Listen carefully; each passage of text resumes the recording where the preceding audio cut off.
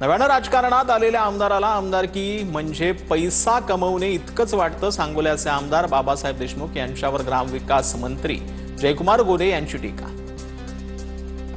बापू बघितलं आपण सातत्याने काम करत असतात, पण या तालुक्यात अलीकडे नव्यानं राजकारणात आलेले गडी आहेत, यांना वाटतं आमदारकी म्हणजे फक्त याच्यासाठीच असते। या भागात ज्या पद्धतीने विकास काम व्हायला पाहिजे होती त्या पद्धतीची विकास कामं झालेली नाहीत। करमाळ्याचे शरद पवार गटाचे आमदार नारायण पाटील यांचं नाव न घेता मंत्री जयकुमार गोरे यांनी टीका केली। या भागामध्ये सातत्याने ज्या पद्धतीचं विकास काम व्हायला पाहिजे होतं त्या पद्धतीची विकास कामं होताना इथे दिसत नाही। माघ पौर्णिमेनिमित्त मलंगडावरील मतेंद्रनाथाच्या समाधीची उपमुख्यमंत्री शिंदेकडून आरती करण्यात आलेली आहे। राजन विचारे आणि केदार दिघेंकडूनही मतेंद्रनाथाच्या समाधीस्थळी आरती करण्यात आली। मलंग भक्तीची इच्छा न्याय देवता पूर्ण करेल, उपमुख्यमंत्री एकनाथ शिंदेंनी हा विश्वास व्यक्त केला। धर्मवीर आनंद दिघे साहेबांनी सुरू केलेली ही मलंगड यात्रा आजही अखंडपणे सुरू आहे आणि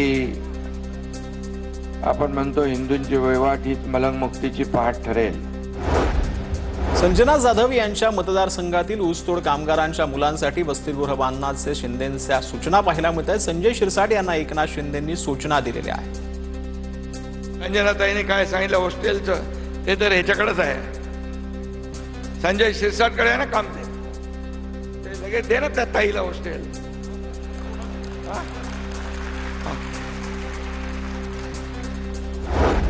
ठाण्याच्या राष्ट्रवादी कार्यालयामध्ये जितेंद्र आव्हाडांकडून अजितदादांच्या अस्थि कलशाचं दर्शन घेण्यात आलं। दर्शनानंतर जितेंद्र आव्हाडांनी अजितदादांना श्रद्धांजली वाहिली। दिवंगत अजित पवारांच्या अस्थि ठाण्यातील गायमुख खाडीमध्ये विसर्जित करण्यात आला। यावेळी दोन्ही राष्ट्रवादीचे पदाधिकारी आणि कार्यकर्ते उपस्थित होते। ठाण्यातील राष्ट्रवादी कार्यालयामध्ये दर्शनासाठी अस्थि ठेवल्या होत्या। वसई विरार महापालिकेत उद्या होणाऱ्या महापौर आणि उपमहापौर निवडीसाठी प्रशासन सज्ज झालं। आयुक्त मनोज कुमार सूर्यवंशी, अतिरिक्त आयुक्त दीपक सावंत यांच्याकडून महासभागृह, महापौर आणि उपमहापौर दालनाची पाहणी करण्यात आली। मुंबईच्या मनपा शाळेतील महिला शिक्षकांच्या सन्मानासाठी बालपण जादूचे या विशेष कार्यक्रमाचं आयोजन करण्यात आलं होतं। कार्यक्रमामध्ये सुमारे 350 महिला शिक्षकांचा सहभाग होता। मुंबई भाजपा अध्यक्ष अमित साठम आणि विशाल कडणे यांच्या पुढाकारातून कार्यक्रमाचं आयोजन करण्यात आलेलं होतं। कुसुमाग्रज प्रतिष्ठानतर्फे गोदावरी गौरव पुरस्कार जाहीर करण्यात आलाय। सयाजी शिंदे, प्रशांत दामलेंसह 4 जणांना पुरस्कार जाहीर करण्यात आलाय। 10 मार्चला रावसाहेब थोरात सभागृहामध्ये पुरस्काराचं वितरण जाहीर केलं जाणार आहे। रायगडच्या पेण तालुक्यातील वरेडी गावात राजकीय घडामोडींना वेग आलाय। ठाकरेंच्या शिवसेनेच्या शाखा प्रमुख दिनेश कोळींसह अनेक कार्यकर्त्यांसह भाजपामध्ये प्रवेश केला। वरेडी गावसह परिसरातील राजकीय समीकरण बदलण्याची शक्यता व्यक्त केली जाते। सिंधुदुर्ग जिल्ह्यातील उमेदवार 25 लाखांसाठी विकले गेले। मुंबई गोवा महामार्गावर वागदेत बॅनरबाजी करण्यात आली। निवडणुकीच्या रणधुमाळीत सत्ताधारी आणि विरोधकांमध्ये आरोप प्रत्यारोप सुरू आहेत। बुलढाण्यामध्ये गटविकास अधिकाऱ्याच्या दालनामध्ये देऊळघाट ग्रामस्थांचा ठिय्या पाहायला मिळतोय। ग्रामस्थांना पाहून गटविकास अधिकाऱ्याचं दालन सोडून त्यांनी पलायन केल्याचा दावा करण्यात येतोय। गैरव्यवहाराच्या चौकशीत दोषी आढळूनही ग्रामसचिव सरपंचावर कारवाई न झाल्यानं ग्रामस्थ आक्रमक झाले। नाशिकच्या सिन्नरमधील पूर्व भागामध्ये चोरट्यांचा धुमाकूळ पाहायला मिळतोय। कारवाडीतील स्वामी समर्थ केंद्र आणि शेजारील मसोबा मंदिरात चोरी झाली आहे। घटना सीसीटीव्ही मध्ये कैद झालेली आहे।